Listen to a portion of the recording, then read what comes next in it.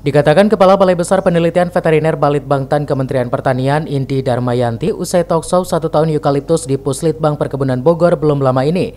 Zat aktif sinole 1,8 atau disebut eukaliptol pada eukaliptus dapat menjadi pilihan pengobatan yang potensial. Berdasarkan hasil uji molekuler docking, zat tersebut mampu mengikat empro pada virus SARS-CoV-2 atau COVID-19.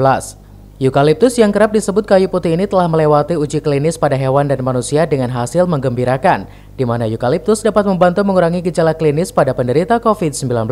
Pasalnya, dari 60 tanaman rempah potensial, hanya eukaliptus yang teruji mampu membunuh virus corona.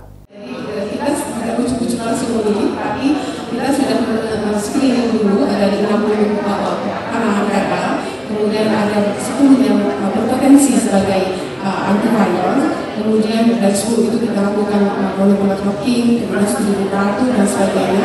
Kemudian itu terpilih dari 60 itu semuanya kita uji secara in vitro terhadap virus model. Karena kan berbahaya sekali jika kita terus-terusan menggunakan waktu itu untuk menggunakan virus COVID-19.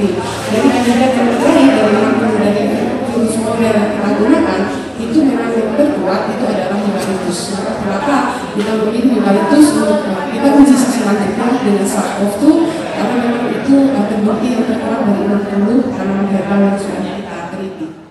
Kedepan pihak Balitbangtan akan melakukan penelitian dengan jumlah sampel lebih banyak sehingga nantinya bisa diaplikasikan secara luas ke masyarakat. Dari Kota Bogor, Herman Bons melaporkan.